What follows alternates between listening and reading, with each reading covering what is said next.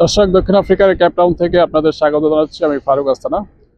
দর্শক, আপনারা জানেন যে বাংলাদেশের যে রাজনৈতিক পরিস্থিতি, সম্প্রতি কোটা আন্দোলন নিয়ে যেই সরকারি দল, পুলিশ, ছাত্র এবং বিভিন্ন রাজনৈতিক কর্মীদের সাথে যে বহুমুখী সংঘর্ষে পুলিশ সহ ছাত্র এবং বিভিন্ন রাজনৈতিক কর্মীর নিহত হওয়ার ঘটনা, এবং সেই ঘটনার পরবর্তী সময় বাংলাদেশে ইন্টারনেট বন্ধ এবং পুরা বিশ্ব থেকে বাংলাদেশ আলাদা হয়ে যাওয়া, এবং বিদেশ থেকে যেসব বাংলাদেশি তারা পরিবার নিয়ে বাংলাদেশের রাজনৈতিক পরিস্থিতি নিয়ে উদ্বেগে ছিলেন। দর্শক, এই বাংলাদেশের যে সম্প্রতি রাজনৈতিক পরিস্থিতি, সেই পরিস্থিতি প্রবাসীদের মনে অনেক দাগ কেটেছে। তারা বিষয়টি নিয়ে খুবই মর্মাহত হয়েছেন। দক্ষিণ আফ্রিকার অনেক প্রবাসীর সাথে আমার কথা হয়েছে এবং তারা ব্যক্তিগতভাবে তাদের মতামত প্রকাশ করেছেন যে বাংলাদেশের গত 15 বছর যাবৎ বাংলাদেশ আওয়ামী লীগ শেখ হাসিনার নেতৃত্বে যে সরকার চলে আসছে, বিভিন্ন সময় সে সরকার ধর্মীয় দলসহ রাজনৈতিক এবং ছাত্র আন্দোলন বিভিন্ন সময় সমাধান করেছেন, তারা দমন করেছেন বা তারা সুষ্ঠুভাবে সমাধান করতে পেরেছেন।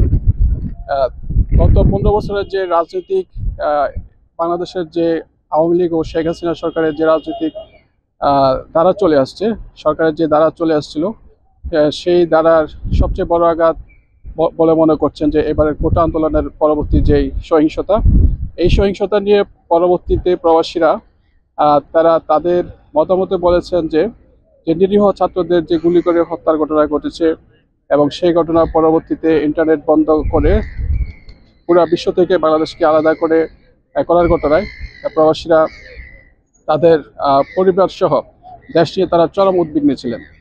এই ঘটনায় তারা দক্ষিণ আফ্রিকার যে প্রবাসীরা আছেন, তারা বাংলাদেশের যে রেমিটেন্স পাঠাতেন, তারা অনেকাংশেই দক্ষিণ আফ্রিকার বাংলাদেশ কমিউনিটি এবং বিভিন্ন যে বাংলাদেশ অধ্যুষিত এলাকাগুলো, যে বাজার এবং রেস্তোরাঁগুলোতে এবং বিভিন্ন কমিউনিটি সংগঠন, ফেসবুক পেজ, তারা সব জায়গায় দলবদ্ধ বিশেষে সবাই বাংলাদেশের রেমিটেন্স পাঠাতে উদ্বুদ্ধ করছেন।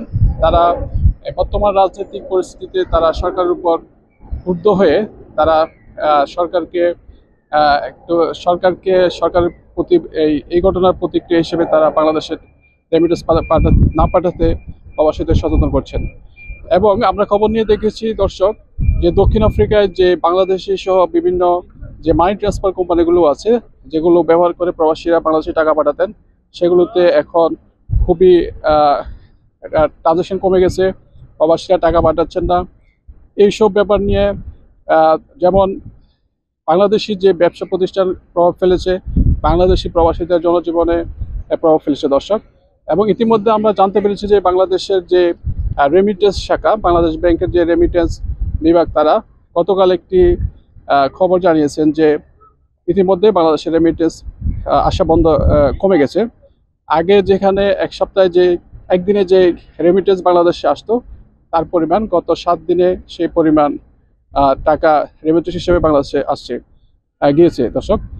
এতেই বোঝা যায় যে সারা বিশ্বে যে বাংলাদেশের 1 কোটিরও বেশি প্রবাসী বসবাস করছেন, তারা বিভিন্ন শ্রেণী বিন্যাসে বিভিন্নভাবে কাজ করছেন, শ্রম দিচ্ছেন এবং টাকা ইনকাম করছেন। সেই টাকা তারা রেমিটেন্স হিসেবে দেশে পরিবারের এবং রাষ্ট্রের কল্যাণে তারা প্রেরণ করতেন দর্শক, এই ঘটনার যে রেমিটেন্সের বিষয়টি বলা চলে যে প্রবাসে এবং দক্ষিণ আফ্রিকা প্রবাসীদের মধ্যে ব্যাপকভাবে একটি গণ আন্দোলনের রূপ নিয়েছে। তারা বলছেন যে আগামী 2 মাস তারা দেশে রেমিটেন্স প্রেরণ করবেন না।